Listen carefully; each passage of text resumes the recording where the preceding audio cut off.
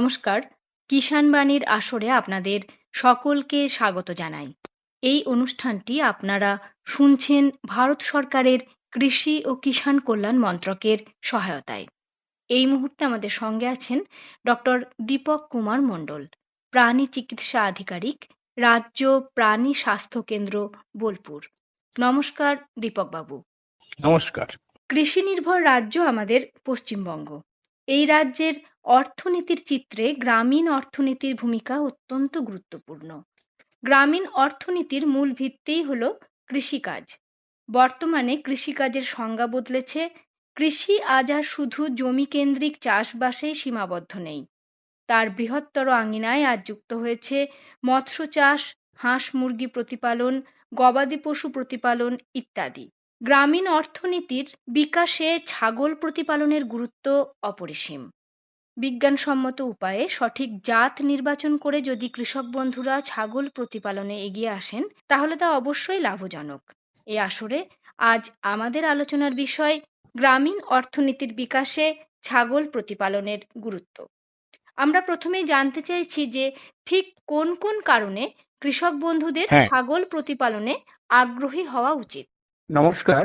আজকে যে অনুষ্ঠান গ্রামীণ অর্থনীতিতে ছাগল পালনের যে ভূমিকা সে বিষয়ে আমরা আলোচনা করব। আমরা জানি প্রত্যেকেই প্রাণী সম্পদ ভিত্তিক যে অর্থনীতি, গ্রামীণ অর্থনীতি, সেখানে ছাগলের ভূমিকা সব থেকে গুরুত্বপূর্ণ। কারণ সাধারণ দরিদ্র কৃষক যাদের বাড়িতে কোনো কিছুই নেই, তাদের বাড়িতে আমরা একটি দুটি ছাগল দেখতে পাই। তার মূল কারণ হচ্ছে ছাগল আমাদের গ্রামীণ অর্থনীতির সাথে অঙ্গাঙ্গিভাবে জড়িয়ে গেছে। সমস্ত শ্রেণীর মানুষ ছাগল পালন করতে পারে, নিম্ন, ভূমিহীন, মধ্যবিত্ত, এমনকি বর্তমান সময়ে শিক্ষিত যুবক যুবতীরাও ব্যবসায়িক ভিত্তিতে ছাগল চাষ করার জন্য এগিয়ে আসছেন। যে কারণে আমরা ছাগল চাষ করি সেটি হচ্ছে খুব কম পয়সায় ছাগল পালন করা যেতে পারে এবং যে কোনো চাষের থেকে প্রাণী পালনের মধ্যে ছাগল চাষের ঝুঁকি কম, লাভ বেশি। এছাড়াও ছাগল যেহেতু ছোট এবং শান্ত স্বভাবের হয়, সেই জন্য সামান্য জায়গাতে এবং অত্যন্ত কম দেখভাল করে ছাগলকে পালন করা সম্ভব। অন্যান্য প্রাণীর থেকে ছাগলের রোগব্যাধি অপেক্ষাকৃত কম। ছাগল পালন নিয়ে আমাদের দেশে কোনো ধর্মীয় সমস্যা নেই।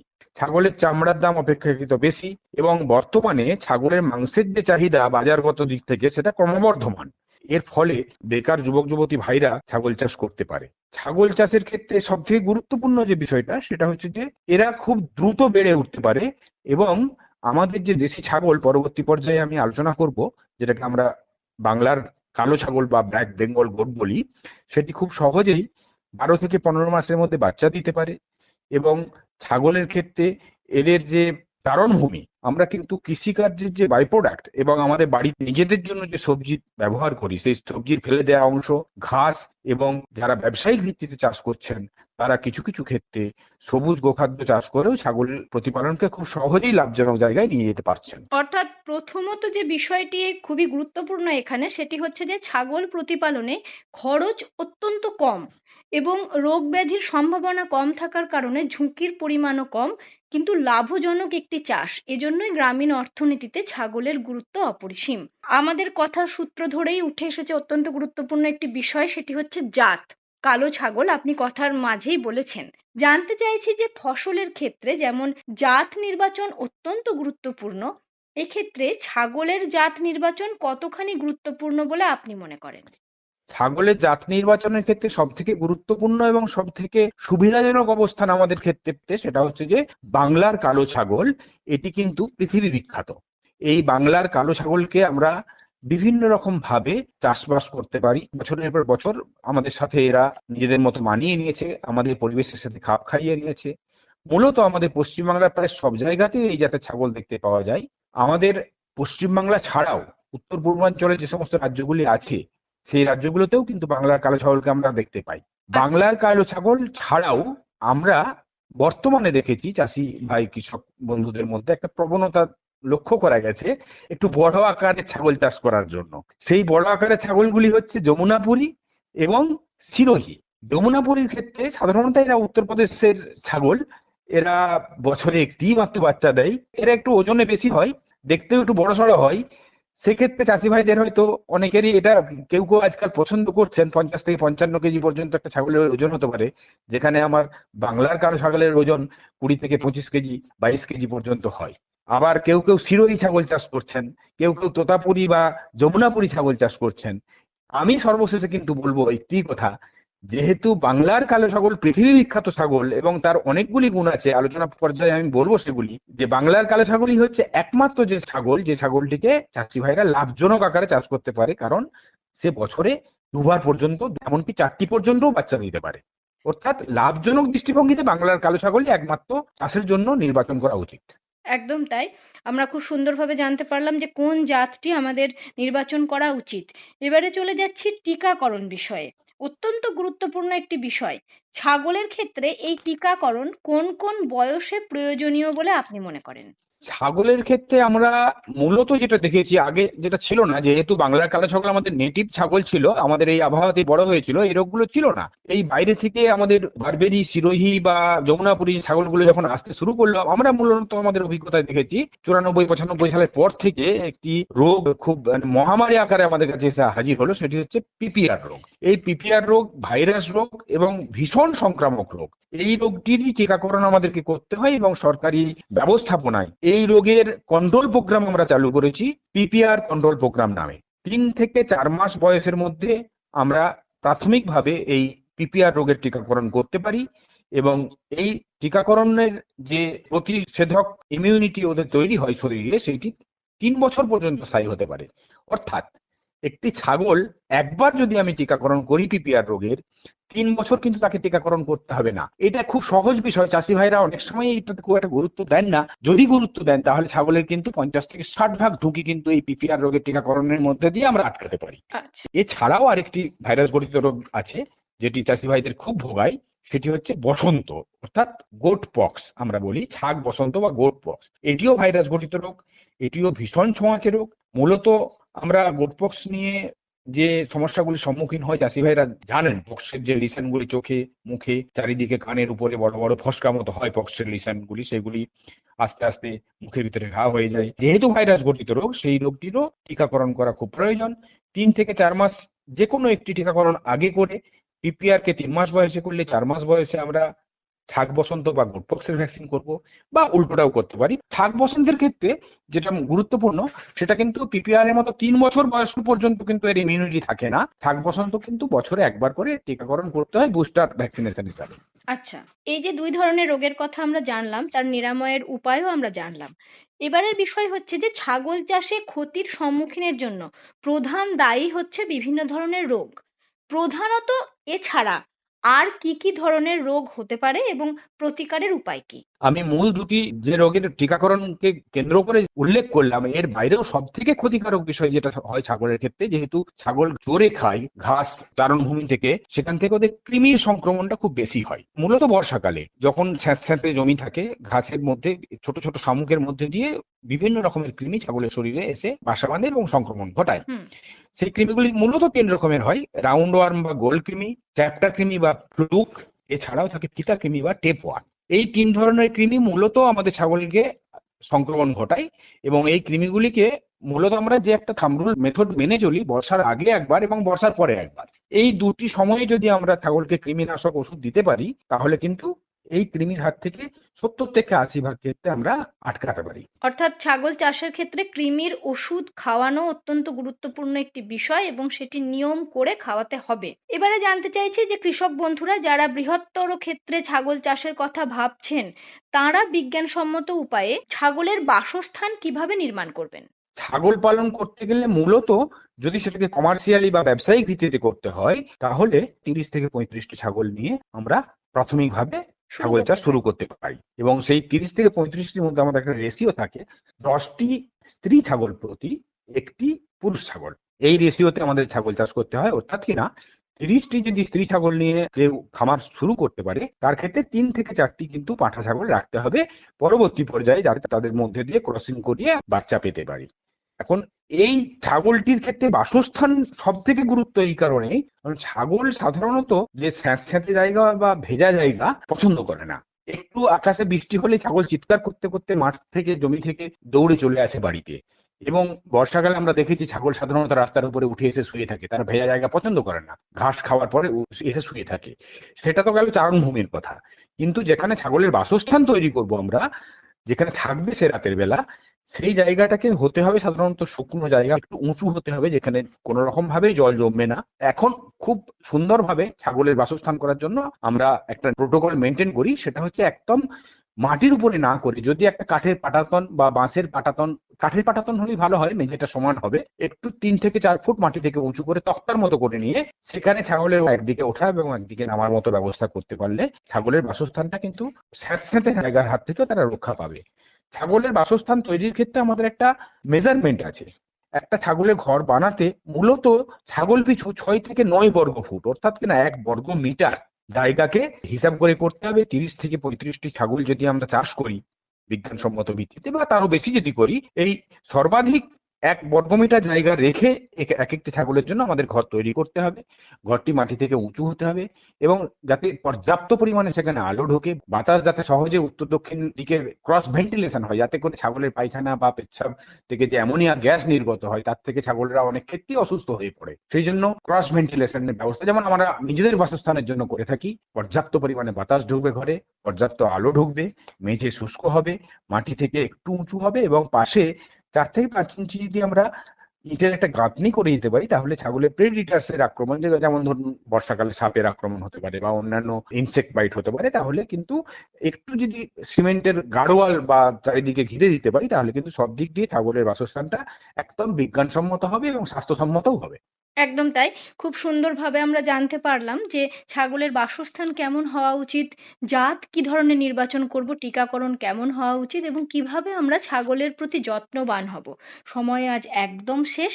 তাই আমরা শেষ মুহূর্তে যে কথাগুলি বলছি সেটি হচ্ছে যে গ্রাম বাংলার অর্থনীতিতে এক গুরুত্বপূর্ণ ভূমিকা রয়েছে গবাদি পশু প্রতিপালনের।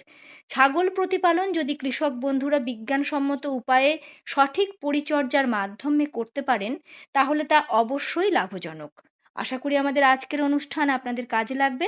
এতক্ষণ আমাদের সঙ্গে ছিলেন ডক্টর দীপক কুমার মণ্ডল, প্রাণী চিকিৎসা আধিকারিক, রাজ্য প্রাণী স্বাস্থ্য কেন্দ্র, বোলপুর। অনেক ধন্যবাদ আপনাকে। কিষাণবাণী অনুষ্ঠানের প্রথম পর্বটি আপনারা শুনলেন ভারত সরকারের কৃষি ও কৃষক কল্যাণ মন্ত্রকের সহায়তায়। আসছে দ্বিতীয় পর্ব। নমস্কার।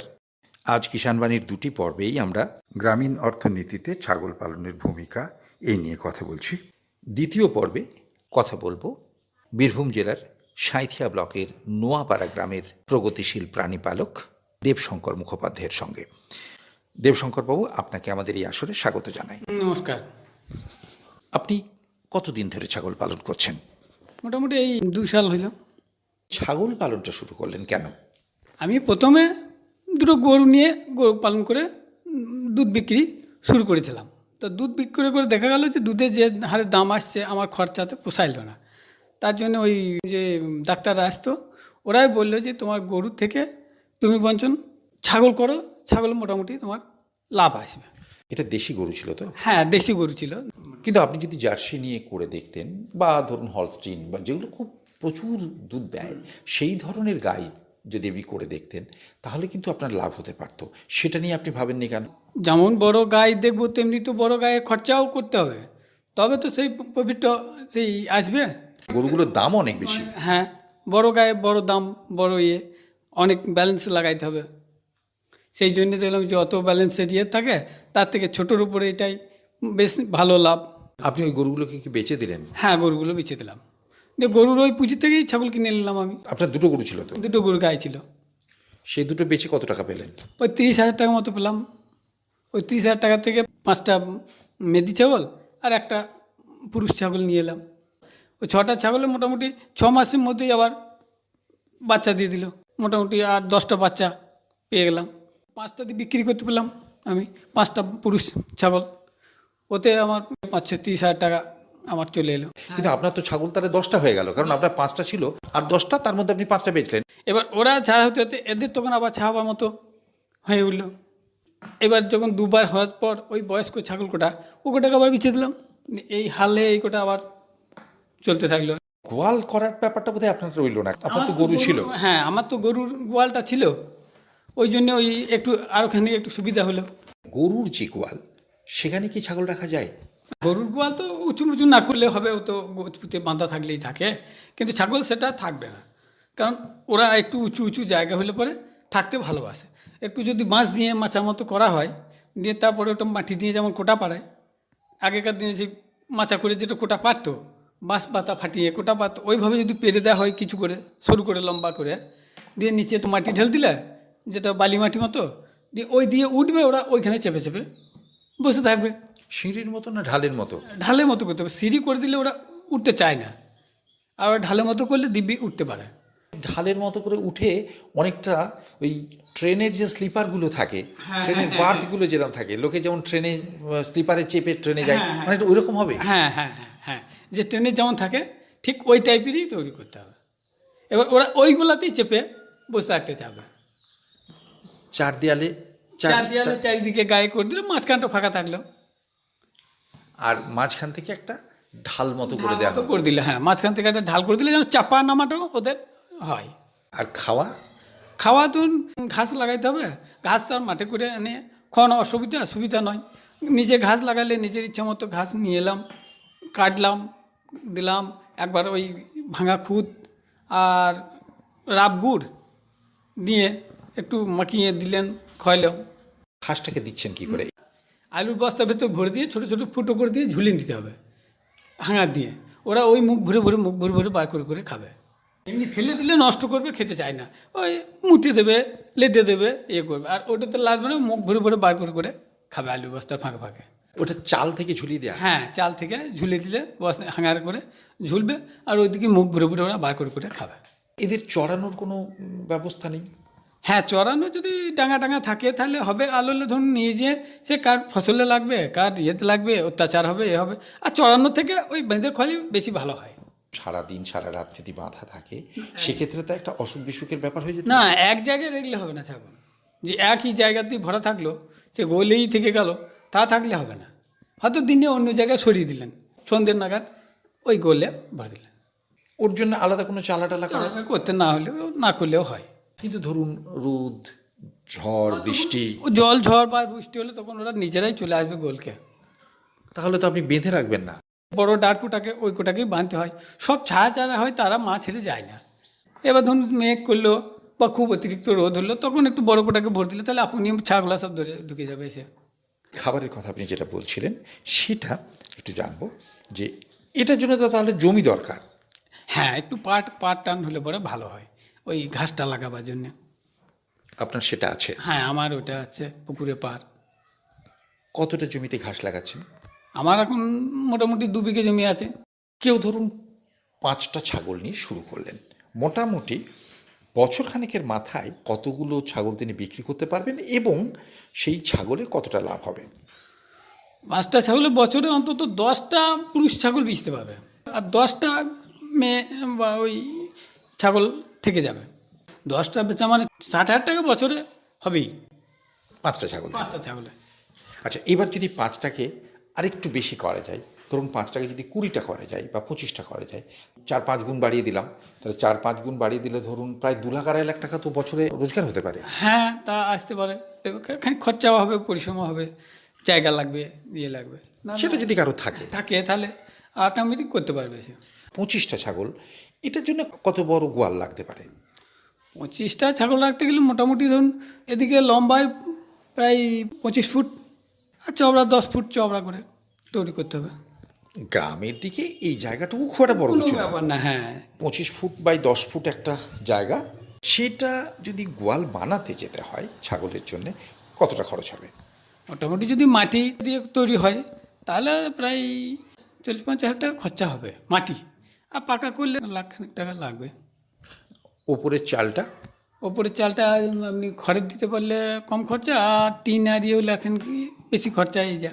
খড়ের দিলে প্রাথমিকভাবে কম খরচ, কিন্তু আবার তো বছর বছর ছাওয়ানোর খরচ আছে। হ্যাঁ, সেটা আছে।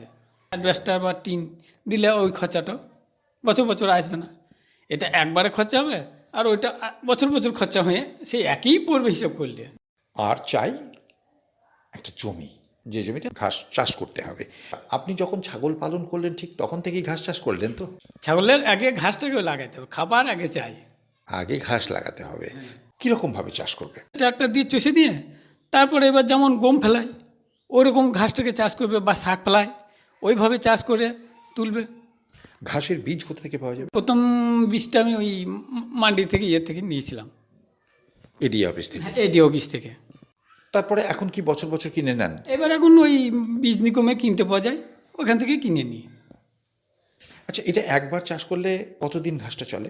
2 বছর খাওয়ানো যাবে ভালোভাবে, ঘাসটা ভালোভাবে পাওয়া, তারপরে আর অতটা মুনাফা আসবে না। ঘাসটা একদিকে কেটে নিয়ে গেলে আর একদিক থাকলো, তখন একদিকটা বড় হয়েছে। এবার এই দিকটা যখন কাঁচা শেষ হয়ে যাবে তখন পাতলা করে ইউরিয়া ছড়িয়ে একটা বাতান সেচ দিয়ে দিলে তখন ওই দিকটা কাটতে পেলাম, এই দিকটা তখন আবার ঠিক বাতে, ওই দিকটা শেষ হইতে হতে এই দিকটা আবার কাটার মতো হয়ে যাবে। ওই দিকটা আবার ইউরিয়া দিয়ে ওই দিকটা আবার তখন আবার ওরকম হবে। এই যে 5-7 কাঠা 5টা ছাগল যদি থাকে, এটা কতদিন চলবে? এইটা 1.5 মাস চলবে। এবার 1.5 মাস পরে ওই দিকটা যখন কাটলেন এই দিকটা ইউরিয়া দিন, আবার ও 1.5 মাসের মধ্যে বেড়ে যাবে তো? এই দিকটা, হ্যাঁ, 1.5 মাসের মধ্যে এই দিকটা আবার ঠিক ওরকম হয়ে গেছে কাটার মতো। 5টার জায়গায় যখন আপনি 25টা করলেন তখন আপনার কতটা জমি লাগলো ঘাসের জন্য? এবার ধরুন 25টা ছাগল তো খাবার খরচা বেশি, এই জন্য আরোখানি বেশি লাগবে, 15-16 কাটা হলে আরও ভালো হয়। খাবারটা যেন যোগানটা ভালো পায়, তাহলে ছাগল ভালো থাকবে। আচ্ছা, এর জন্য তো একটা খরচ আছে। হ্যাঁ, খরচ তো থাকবেই, চাষ করা লাগানো, এটা তো একটু খরচা থাকবেই। কিনে খাবার খাওয়ানো থেকে অনেক খরচা কম পড়বে, অথচ ভালো সবুজ খাবার পাবে, ছাগল ভালো থাকে। আর তার সঙ্গে আপনি যেটা বলছিলেন যে একটু চিটে গুড়, হ্যাঁ, একটু খুদ, হ্যাঁ, একটু ভাঙা চাল, একটু রাব গুড়টা দিলে পরে ছাগল একটু পুষ্টি খাবার তো চাই, শুধু তো আর ঘাসটার উপরে সেরকম ভালো থাকবে না। সেটার কীরকম খরচ হয়? ওইটা ধরুন মোটামুটি ওই 1 বস্তাতে ওই 700 টাকার মতো নেয়, আর ওই রাব গুড়টা 1200-1500 টাকা মতো পড়ে 1 মাস। এটা, হ্যাঁ, মাসখানেক যায়। তাহলে তো এটার জন্য বছরে প্রায় 18 থেকে 20 হাজার টাকা খরচ আছে। 25টা-26টা ছাগল হলে তো ওরকম খরচাই চলবে, আর 5-7টাতে তো ওটা অত খরচাটা হবে না। 5টা ছাগলে যদি 60,000 টাকা হয়, তাহলে আমার 25টা ছাগল যদি থাকে তাহলে প্রায় 3 লাখ টাকা বছরে তো হয়ে যাবে। এবার সেখানে যদি আমি এই ঘাস লাগানো এই সমস্ত করে যদি 50,000 টাকাও আমি বাদ দিই, তাহলেও অন্তত 1,02,000 টাকা। 1,02,000 টাকা তো থাকবেই। আর একটা কথা জিজ্ঞেস করবো, অসুখ বিসুখ, এই অসুখ বিসুখের ব্যাপারটা মধ্যে সব থেকে বেশি হচ্ছে পিপিআরটাতেই একদম বিশেষ করে শেষ করে দেয়। একবার যদি ঢুকে যায় তাহলে একদম ফাঁকা করে দেবে, সব মরিয়া। পিপিআর এর জন্য তো ভ্যাকসিন আছে। হ্যাঁ, তার জন্য ওই প্রাণী দপ্তরে যে এরা আসে ওদের সঙ্গে যোগাযোগটা রাখতে হবে। ওরা ওই আসবে, দেখবে কখন কি লাগবে না লাগবে, আমার কিন্তু ওরাই ব্যবস্থা করে দেয়। কৃমির ওষুধ? হ্যাঁ, কৃমির ওষুধটা ওই 3 মাস অন্তর দিতেই হবে, ছাগলকে না দিলে শরীরটা আসবে না, বাচ্চা দেবে না। তবে সবচেয়ে মারাত্মক হচ্ছে পিপিআরটাতেই একদম বিশেষ করে শেষ করে দেবে। ওটার জন্য খুব নজর দেওয়া দরকার। এই শীত আরম্ভ হলো, ওইটার জন্য বিশেষ করে নজর রাখতে হবে। আপনি ভ্যাকসিন দিয়ে দিয়েছেন? হ্যাঁ, ভ্যাকসিন আমি দিয়ে দিয়েছি এই 7-8 দিন আগে। পিপিআর এর ভ্যাকসিন, নিয়মিত কৃমির ওষুধ খাওয়ানো, তার সঙ্গে সময়ে সময়ে যে সমস্ত রোগ ব্যাধির জন্য ভ্যাকসিন আছে সেগুলো নিয়মিত দেওয়া দরকার। আবার ট্রিটমেন্ট করানো দরকার, যে থাকুক 2 দিন পর করছি, 2 দিন পর দেখছি, এ করলে হবে না, সঙ্গে সঙ্গেই চিকিৎসা করাইতে হবে, তাহলে মোটামুটি ঠিক থাকবে। তাহলে আপনি যদি 20-25টা ছাগল অন্তত পালন করতে পারেন, খরচ খরচা বাদ দিয়ে বছরে 1,02,000 টাকা আসতেই পারে। হ্যাঁ। এবার সেটা যদি মাসে নিয়ে আসি, তাহলে অন্তত 15 থেকে 18,000 টাকা মাসে এটা আসবে। হ্যাঁ, একদম 18,000 টাকা কি 15,000 টাকা মাইনে কাজ তার দেখতে হবে না। গ্রামের একজন সাধারণ মানুষের পক্ষে এটা খুব বেশি না হলেও খুব খারাপ বলবো না। হ্যাঁ, মোটামুটি যা ব্যাপার তাতে ঠিকই চলে যাবে এটা করলে। এবার যদি আপনি আরও বাড়াতে পারেন সেক্ষেত্রে তো আরও আমার সুবিধা। যার যেমন ব্যালেন্স লাগিয়ে বাড়াইতে পারবে তাতে আরও বেশি হবে। আচ্ছা, ছাগল বিক্রির কোনো সমস্যা নেই তো? না, ছাগল পিছিয়ে কোনো সমস্যা নাই, ছাগল নেবার জন্য দূরে দূরে চলে আসে সব, ছাগল পেলে হয়। আজকের এই পরিস্থিতিতে ধরুন চাষবাস করে অনেকেই বলছেন যে লাভ হচ্ছে না। আপনি বললেন যে দেশি গরু পালন করে সেখানেও একটু সমস্যা। আবার যদি আমরা জার্সি গরু বা একটু বিদেশি গরু পালন করি সেক্ষেত্রে অনেক সময় রিস্কি হয়ে যায়। সব দিকটা বিচার করলে ছাগল পালন বেশ লাভজনক, তাই তো? হ্যাঁ, ওই দিক থেকে দেখা হলো, দেখে বুঝলাম যে ওর থেকে লাভজনক এত বেশি। দেবশঙ্করবাবু, আপনাকে অনেক অনেক ধন্যবাদ আপনার এই অভিজ্ঞতা আমাদের সঙ্গে ভাগ করে নেওয়ার জন্যে। আপনার অভিজ্ঞতার কথা শুনে আশা করব চাষি বন্ধুরা পূর্ণ জীবিকা না হলেও সাধারণভাবে চাষবাসের সঙ্গেও যদি আংশিকভাবেও ছাগল পালনটিকে জীবিকা হিসেবে নেন, তাহলে কিন্তু অনেকটা লাভের মুখ দেখতে পারবেন, বেশ খানিকটা অর্থনৈতিক সুবিধে হবে। আশা করব তারা সেটা করবেন। এই আশা রেখে আপনাকে অনেক অনেক ধন্যবাদ এবং নমস্কার জানিয়ে, যারা অনুষ্ঠান শুনলেন তাদের ধন্যবাদ এবং নমস্কার জানিয়ে আজকের কিষাণ বাণী এখানেই শেষ করছি। অনুষ্ঠানটি প্রচারিত হলো ভারত সরকারের কৃষি ও কৃষক কল্যাণ মন্ত্রকের সহায়তায়।